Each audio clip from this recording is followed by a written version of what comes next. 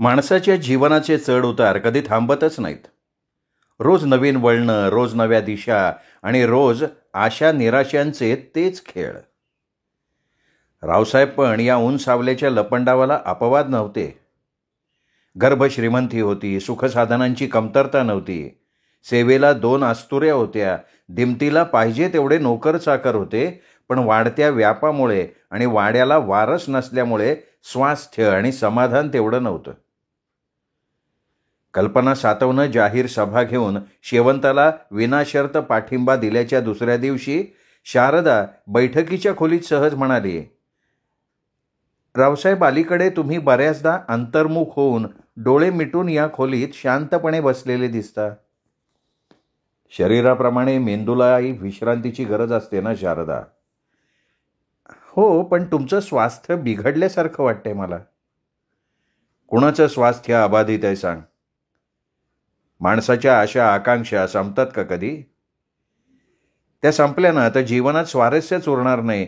म्हणून मी इतरांसारखा रोज धावपळ करतोय. दयाधर्माचं पालन करता करता परमार्थ वाढवत आहात तरी सुद्धा मी समाधानी नाही असं म्हणायचंय का तुला? हे बघ, स्वास्थ्य आणि समाधान या एकाच नाण्याच्या 2 बाजू आहेत शारदा. जिथे स्वास्थ्य असतं तिथे समाधान असतं आणि जिथे समाधान असतं तिथे स्वास्थ्य असतं. माझ्याकडे फार मोठी विद्वत्ता नसतानाही माझ्यापुढे लोक का माना झुकवतात सांगतेस? कल्पना सातवनी शेवंताला का जाहीर पाठिंबा दिलास सांगतेस? तुला माहिती असावं म्हणून सांगतो. सालाबादप्रमाणे आपण याही वर्षी अनाथ मुलांच्या संगोपन केंद्राला, कृष्ण मंदिरातल्या अन्नसत्राला, स्मशानभूमीच्या जीर्णोद्धाराला, गरीब विद्यार्थ्यांना, तसंच सांस्कृतिक भवन, व्यायामशाळा, क्रीडा संकुल, महिला मंडळ, निराधार अंध अपंगांसाठी सढळ हातानं देणग्या दिल्या आहेत. कितीतरी दीनदुबळ्यांची, वंचितांची आसवा आपण पुसली आहेत. म्हणून तर खंडेराव सातवांनी जाऊ देत. उपकारांची भाषा तोंडावाटे काढून स्वतःची पाठ थोपटून घेण्यात अहंकार असतो. रावसाहेबांचं दातृत्व खरोखर फार मोठं होतं. शिवा तात्याच्या मुलीच्या लग्नासाठी मदत केली, युसुफभाईच्या हृदय शस्त्रक्रियेसाठी मदत केली, गोविंद बागेत शेतीकाम करणाऱ्या मारुतीच्या बहिणीशी विलासचं लग्न लावून दिलं, माधव बागेतल्या बंगल्यात काम करणाऱ्या उमाजीच्या पोटाचं ऑपरेशन केलं, कमलाच्या आईच्या खोब्याचं ऑपरेशन केलं, विलासला स्वतःच्या जागेत गॅरेज टाकून दिलं. फार सांगण्यासारखं आहे. सुनंदाचा 3रा वाढदिवस वाढलेल्या व्यापामुळे अत्यंत साध्या पद्धतीनं वाड्यातल्या वाड्यात साजरा केल्यावर रावसाहेबांच्या ऊस कारखाना आणि पंचायत समितीच्या कार्यालयाकडे फेऱ्या वाढल्या होत्या. या शारदाच्या पुन्हा वाढू लागलेल्या पोटदुखीची भर पडली होती. मग तनमनाला कसं काय स्वास्थ्य मिळणार होतं? मे महिन्याच्या अखेरीस रोहिणी नक्षत्रातल्या वळिवाच्या पावसानं 3ऱ्यांदा हजेरी लावल्याच्या दुसऱ्या दिवशी नाश्त्यानंतर बैठकीकडे जाताना शेवंता रावसाहेबांना म्हणाली, रावसाहेब, गावात कधी जाणार आहात? जाईन थोड्या वेळाने. का बरं? नाही, मलाही तुमच्याबरोबर गावात यायचं आहे. काम आहे का काही? नाही, विशेष काम असं नाही, पण फार बेचैन वाटायला लागलंय. का बरं? अहो, रात्रभर डोळ्याला डोळा नाही लागला. 7-8 वर्षांपूर्वी परागंदा झालेली अलका नावाची माझी चुलत बहीण एकाएकी नजरेसमोर सारखी तरळत होती. पण ती का परागंदा झाली होती? शेळकेवाडीच्या संजय शेळके नावाच्या तरुणाबरोबर ती पळून गेली. तिला दिवस गेले होते. पळून जाण्याशिवाय दुसरा पर्याय नव्हता. रजिस्टर लग्न केल्यानंतर 2-3 महिन्यांनी दोघे शेळकेवाडीला परतले. पण माझ्या चुलत्यांनी त्यांना फार त्रास दिला. त्यामुळे संजयच्या बापांनी त्यांना घरातच घेतलं नाही. संजयला मारहाण करून त्यांनी हाकलून दिलं आणि त्यानंतर त्यांची कोणाला खबरबात समजलेली नाही. तुझ्यापेक्षा अलका बरीच मोठी असणार. अहो, मी 8वीत होते तेव्हा ती 12वीत होती. दिसायला कशी होती? खूप सुंदर. मग संजय बरोबर तिचे कसे काय प्रेमसंबंध जुळले? तो अलकाताईच्या वर्गात होता. तू अजूनपर्यंत चुलत्याबद्दल कधीच कशी काय बोलली नाहीस मग?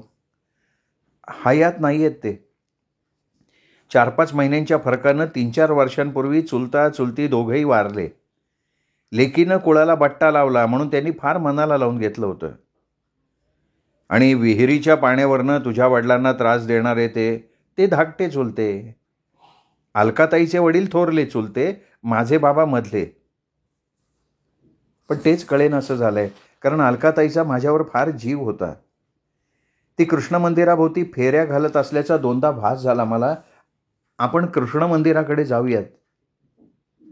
तिथे दर्शन घेतल्याशिवाय माझी बेचैनी दूर नाही होणार. मी कपडे बदलून येतो. तुला तुझ्या खोलीत जायचं असेल तर ये जाऊन. मी अक्काला सांगून येते फक्त. सुनंदा शारदाजवळ उभी होती. शेवंता गावात जाऊन येते म्हणताच ती म्हणाली, मम्मी मला पण यायचंय. अगं मला 2-3 ठिकाणी जायचंय सुनू, तासाभरात परत येईन. मम्मी बाबा बरोबर जाईन. शेवंता अगं जा घेऊन. अलीकडे ती फार हट्टी झाली आहे. तिची समजूत घालणं फार अवघड होऊन बसतं मग. गीताई म्हणाल्या.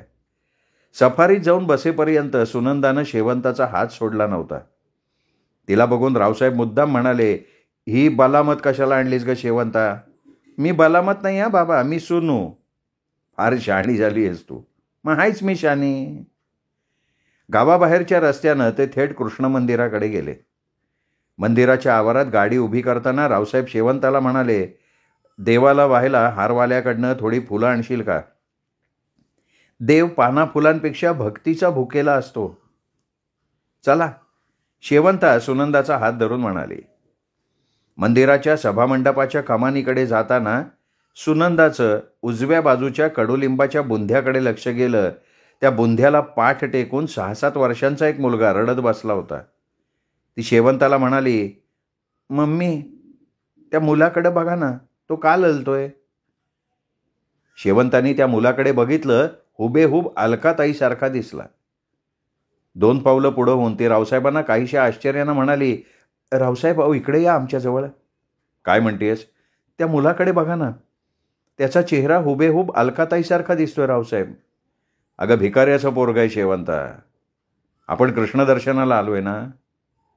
रावसाहेब देवाच्या दारी आलोय ना आपण. चौकशी करायला काय हरकत आहे?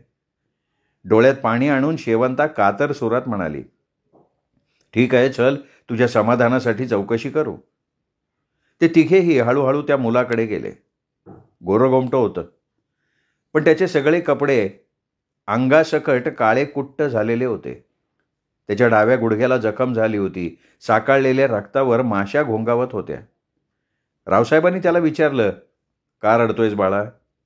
गुडघा लय दुखतोय, भूक पण लागली. कुठे पडलास? नदी पाणी प्यायला जाताना दगडाला अडखळून पडलो. कोळशाच्या वाखारीत काम करतोस का? नाही, मी पहाटे कोळशाच्या लारीतनं आलो. कुठून आलास? मी उदापुरातून. उदापुरात कोण आहे? आई होती. बापांनी दारूच्या धुंदीत रात्री गळा दाबून मारून टाकली. मला पण तो मारील म्हणून मी इकडं आलो पळून. काय नाव काय तुझं? प्रकाश. आईचं नाव? अलका. आणि बापाचं नाव? संजय. शेवंताचा क्षणार्धात शक्तिपात झाला. मटकन खाली बसत ती नवऱ्याच्या मांड्यांना मिठी मारून ओक्साबोक्षी रडत म्हणाली, रावसाहेब अहो ह्याचसाठी अलकाताई दृष्टांत द्यायला माझ्या स्वप्नात आली होती. ताई अगं कसलं नशीब घेऊन जन्माला आली होतीस ग? तिला तिचा मुलगा तुझ्या स्वाधीन करायचा होता शेवंता. तुझ्यावर फार मोठी जबाबदारी सोपवून तिने मरणाला मिठी मारली आहे. उठ, काळजावर दगड ठेवून उठ. या अशराफ पोराला पहिल्यांदा दवाखान्यात घेऊन जायला पाहिजे. भुकेनं कासावीस झालाय तो, त्याला कुठेतरी खायला घालायला पाहिजे. वास्तवाची जाणीव होता शेवंता रावसाहेबांच्या हाताच्या आधारानं उठून उभी राहिली. प्रथम रावळाकडे तोंड केलं. कृष्ण भगवंताला कृतार्थपणे हात जोडले. मग सुनंदासह पुढे होऊन प्रकाशला प्रेमातिशयानं हाताला धरत म्हणाली, उठ प्रकाश, रडायचं नाही आता. कोण आहे तुम्ही? नात्याने मावशी असले ना तरी आजपासून मी तुझी मम्मी होणार आहे. माझ्या ताईने आज फार मोठं दान माझ्या पदरात टाकलंय रे बाळा.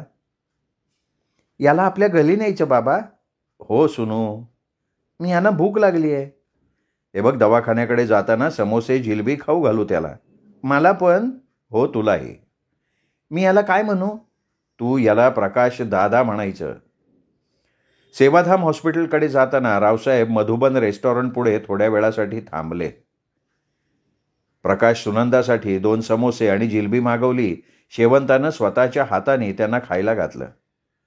आपल्यासाठी कॉफी मागू का शेवंता? हो मागवा की. शेवंताने आनंदानं संमती दिली. त्यानंतर ते सेवाधाम हॉस्पिटलमध्ये गेले. प्रकाशच्या जखमेवर मलमपट्टी करून आल्यावर इंजेक्शन देताना डॉक्टरांनी विचारलं, कोणाचा मुलगा आहे हा? आमचाच आहे. दत्तक घेतलात का काय? नाही, घ्यायचा आहे. मग रावसाहेबांनी डॉक्टरांना थोडक्यात इतिवृत्तांत सांगितला. त्यावर डॉक्टर परमसंतोषानं म्हणाले, रावसाहेब, परमेश्वराची किमयाच समजाही. परमार्थी सज्जन माणसाच्या पदरात त्याला कुठल्याही प्रकारे दान टाकावंच लागतं. अहो, तुमच्यासारखा राजबिंडा मुलगा आहे हा. आंघोळ घालताना 4-5 दिवस जखमेवर पाणी पडू देऊ नका आणि मलमपट्टी करायला 2 दिवसांनी घेऊन या. त्यानंतर रावसाहेब सुगंधा स्मृतीकडे गेले. फ्लॅटचं दार उघडून देताना ते शेवंताला म्हणाले, शेवंता, प्रकाशला गरम पाण्यानं आंघोळ घाल. जखम भिजू देऊ नकोस. तोपर्यंत मी वैभव गारमेंटमधनं प्रकाशसाठी 2-4 ड्रेस घेऊन येतो. अंडरवेअर, बनियनसुद्धा आणा. हो आणतो. आणि आणखीन काय आणायचं आहे? थोडी फळं आणा फक्त. वाड्याकडे जायला उशीर व्हायला नको. 1 वाजायला आला होता. स्वयंपाक कधीच तयार झालेला होता. गीताई, शारदा व्हरांड्यातल्या चौपाळ्यावर बसून रावसाहेब शेवंताची वाट बघत बसून होत्या. त्यांच्याजवळ जोत्यालगत दुर्गा मावशी मेथीची भाजी निश्चित बसली होती, तर जिजाची साफसफाई चालू होती. काकवीचा डबा आणण्यासाठी गुऱ्हाळाकडे गेलेला धनाजी पण आलेला नव्हता. शारदाचं मुखकमल काहीसं उतरल्यासारखं चिंताक्रांत वाटलं, म्हणून गीताईंनी विचारलं, अक्कासाहेब, तुम्हाला धुमाळ डॉक्टरांनी तपासणीसाठी बोलवलं होतं ना? गीताई, रावसाहेबांना रोज काही ना काहीतरी काम निघतंय. ते बरोबर असल्याशिवाय मी काय हॉस्पिटलची पायरी चढणार नाही. पण अक्कासाहेब, दुखणं अंगावर काढणं अपायकारक असतं. आता कुठला अपाय व्हायचा राहिला आहे? हे बघा अक्कासाहेब, आपल्या हातात काहीच असत नाही. सगळी सूत्र तो वरचा हलवतो. तो नाचवील तसं नाचायचं, एवढं फक्त आपल्या हातात. गीताई, माझ्या स्त्री जन्माचं काही सार्थक झालं नाही बघा. अहो, हे ठरवणारे आपण कोण? मनुष्य देह मिळालाय, हेच फार मोठं सार्थक आहे अक्कासाहेब. तेवढ्यात गाडी थांबल्याचा आवाज आला. दुर्गा मावशी निसलेली भाजी भराभरा ताटात भरून रसोईकडे पळाल्या. शारदा, गीताईचं लक्ष वाड्याच्या दरवाजाकडे गेलं. अर्ध्या मिनिटात सुनंदा एका 6-7 वर्षाच्या गोऱ्यापान राजबिंड्या मुलाला हातात धरून मोठ्या ऐटीत येत असताना दिसली. दोघींच्याही आश्चर्याला पारावार राहिला नाही. त्यांच्या मागोमाग 8-10 पावलावर शेवंता होती. ती जवळ आल्यावर चौपाळ्यावरनं पाय उतार होत शारदानं विचारलं, अगं, कोणाच्या मुलाला घेऊन आली शेवंता? कोण असेल, तूच ओळख बरं. अगं, ह्याचा तोंडावळा काहीसा तुझ्या चुलत बहिणीसारखा, म्हणजे अलकासारखा दिसतोय, पण ती तर... अलकाताई जिवंत नाही आहे आता. अगं, काय सांगतेस? काय झालं होतं तिला? हे तिचंच पोरग आहे का? अलकाताईची काळजाला भिडणारी हृदयद्रावक फार मोठी कहाणी आहे का. या पोरांसमोर सांगण्यासारखी नाही ती. जी अक्कासाहेब. अगं, या चिमण्या पाखरांना घेऊन थोडा वेळ पाठीमागे जा. दुर्गा मावशीने हाक मारली की ये. जिजा पाठीमागे गेल्यावर रावसाहेब आले. ते जोत्याच्या पायरीजवळ आल्यावर शेवंता म्हणाली, आतमध्ये बसून बोलू आपण. डायनिंग टेबलाभोवती जाऊन बसता शेवंतानं रात्रीच्या स्वप्न दृष्टांतापासून सांगायला सुरुवात केली. जसाच्या तसा समग्र वृत्तांत दुःखित अंतःकरणानं थोडक्यात सांगून टाकला. शारदा, गीताईलाच नव्हे तर दुर्गा मावशींना सुद्धा अश्रू आवरता आले नाहीत. गीताई करुण स्वरात म्हणाल्या, परमेश्वराला सगळ्या दुनियेची चिंता असते पोरींनो. फार मोठा किमयागार आहे तो. तो तोडण्याबरोबर जोडण्याचंही लीलया काम करतो. ज्याच्या त्याच्या प्रारब्धानुसार प्रत्येकाच्या चोचीत दाणा टाकायची व्यवस्था त्याला करायला लागते. म्हणून आपण त्या भगवंताला जगाचा पालनकर्ता म्हणतो. त्याच्या संकेतानुसार आज घडलंय सगळं. वाड्याला वारस नसल्याची चिंता आजपर्यंत आपल्या सगळ्यांना सतवत होती गीताई. परमेश्वरी संकेतानुसार प्रकाशच्या संगोपनाची जबाबदारी आपल्यावर सोपवून शेवंताच्या बहिणीने मृत्यूला मिठी मारली आहे. तिच्या आत्म्याला सद्गती मिळाली म्हणून मी प्रकाशला त्याच्या बापाचं नाव देणार नाही. मी माझं नाव द्यायचं ठरवलं आहे. आणि माझा हा निर्णय जर तुम्हापैकी कोणाला अयोग्य वाटत असेल तर त्यांनी आपलं मत स्पष्टपणे मांडावं. रावसाहेब भाऊ, वाड्याला वारस द्यायच्या स्पर्धेतनं मी जवळजवळ बाद झाली आहे. आपल्या सगळ्यांच्या आशा आता शेवंतावर खिळून राहिल्यात. शेवंतात कुठल्याही प्रकारचा दोष नाही. ती वाड्याला वारस देणारच आहे याबाबत माझ्या मनात तिळमात्र शंका नाही. तरीही प्रकाश कोणा आला गेल्याचा नाही आहे. आपल्याच जवळच्या नातलगाचं खानदानी रक्त त्याच्या धमन्यातनं खेळत आहे. माझं आणि शेवंताचं रक्त जसं एक आहे तसंच शेवंत आणि अलकाचंही रक्त एकच आहे. म्हणून रावसाहेब, तुम्ही निश्चिंत मनानं प्रकाशला तुमचं नाव देऊ शकता, शारदा म्हणाली. तेवढ्यात शेवंता म्हणाली की एक शंका आहे रावसाहेब, प्रकाशला रीतसर दत्तक घ्यायला लागेल का? कुणाकडून घेणार दत्तक? आई जिवंत नाही, बाप फरार किंवा पोलीस कस्टडीत असणार. प्रकाश शाळेत जात नसल्यामुळे त्याच्या नावाची नोंद कुठेही नसणार. त्यामुळे प्रकाशला दत्तक घ्यायचा प्रश्न उद्भवतच नाही. आजपासून आपणच प्रकाशचे पालनकर्ते म्हणून त्याचे आईबाप झालेलो आहोत. जिजाला हाक मारा दुर्गा मावशी, राहिलेलं जेवता जेवता बोलूया, शारदा अत्यानंदानं म्हणाली. सुनंदा प्रकाशला मध्ये घेऊन शारदा शेवंता जेवायला बसल्या. प्रत्येकापुढे दुर्गा मावशींनी ताटं ठेवल्यावर सगळ्यांकडे बिचकत्या नजरेनं बघत प्रकाश शेवंताला म्हणाला, मला भूक नाही मम्मी. हे बघ, आम्हा सगळ्यांच्या बरोबर थोडं थोडं खायचं, नाही म्हणायचं नाही. घर आपलंच आहे, ही सगळी माणसं आपलीच आहेत.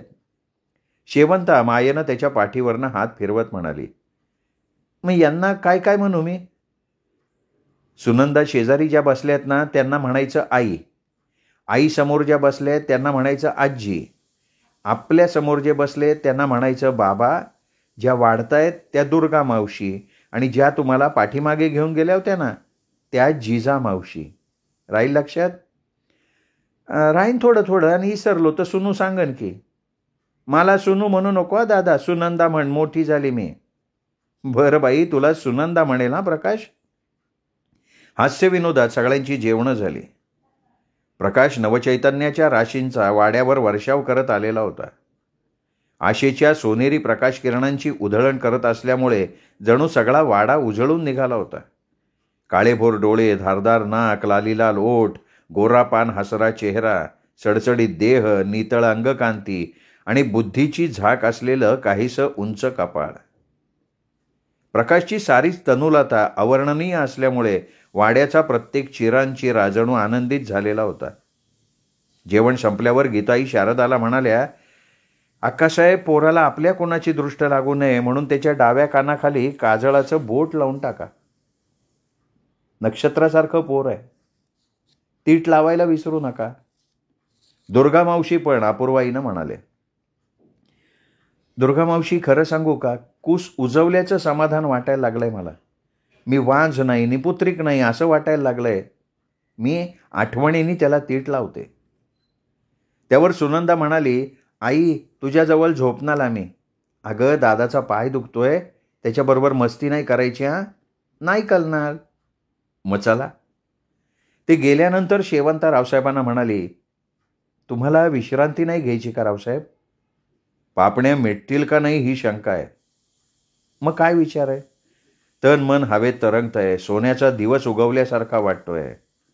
कृष्ण भगवंताच्या प्रांगणात अन्नसत्र चालू ठेवल्याचं पुण्य कामी आल्यासारखं वाटतंय. अहो, तो हजारो हातांनी देत असतो. हवं ते दान त्याने आपल्या झोळीत टाकलंय म्हणून आनंद मावेनासा झालाय रावसाहेब. उठा. शेवंता तिच्या खोलीकडे वरती गेल्यानंतर 10-12 मिनिटांनी रावसाहेब कपडे बदलून तिच्याकडे गेले. शेवंता त्यांच्या आगमनाची वाट बघत पलंगावर पडली होती.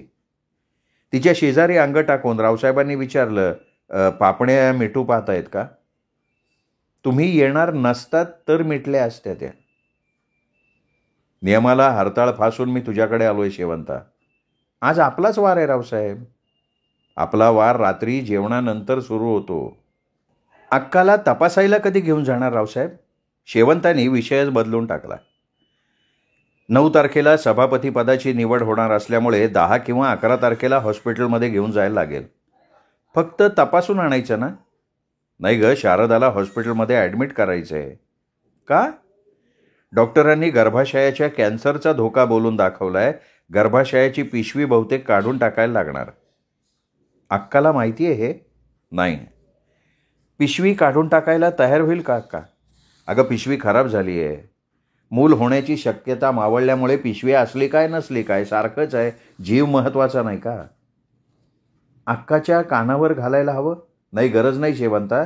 मला वाटतं शारदाला अंदाज आलेला असेल. पिशवी काढून टाकण्यात धोका तर नाही ना? धोका टाळायचा आहे आपल्याला. मग 9 तारखेचं निश्चित झालं का नाही?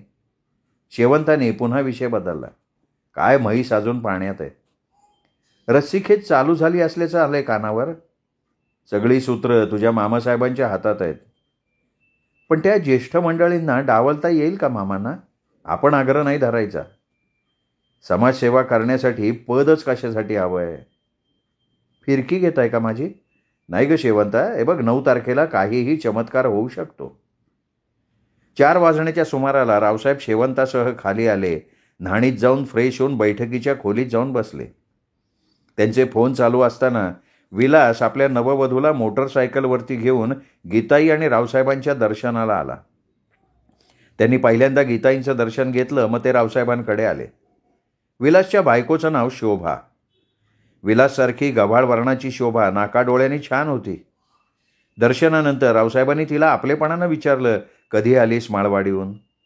सकाळी 11 वाजता. आई वडील बरे आहेत? वय मालक, पुढच्या आठवड्यात तुमच्या दर्शनासाठी येणार.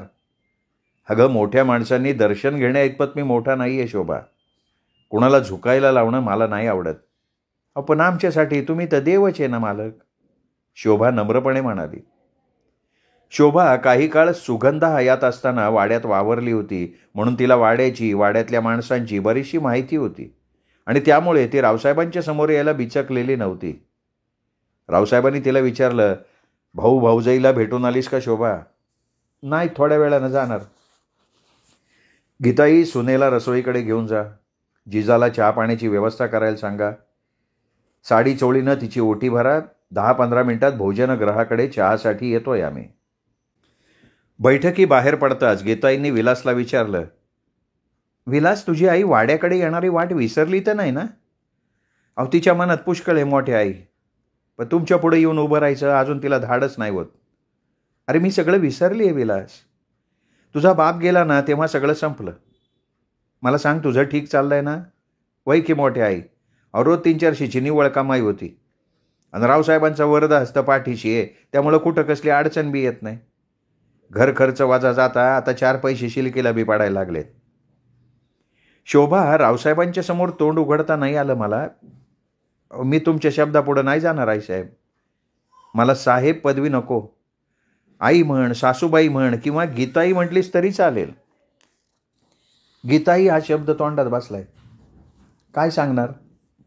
हे बघ, पूर्वीचे दिवस विसरायचे नाहीत. 4 पैसे मिळतात म्हणून निष्कारण उधळमाधळ करायची नाही. भाड्याच्या खोलीत राहताय तुम्ही. 2-3 गुंठे स्वतःची जागा असावी.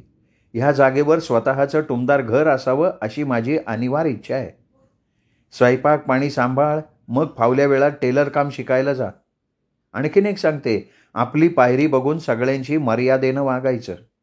आमच्यापर्यंत कोणाचंही गाऱ्हाणं किंवा तक्रार येता कामा नये. तुम्ही गावात कधी मुक्कामाला येताय? मुक्कामाचं नाही सांगत, पण तरीसुद्धा दिवाळीत एका रात्रीसाठी नक्की येईन मी. श्रोते हो, तुम्ही ऐकताय पोपटराव भसे लिखित रावसाहेब ही कादंबरी. या कादंबरीचा आजचा भाग इथेच संपला. श्रोते हो, या कादंबरीचा शेवटचा भाग उद्या ऐकूयात दीपक रेगे कथाकथन चॅनलवर. तोपर्यंत नमस्कार श्रोते हो.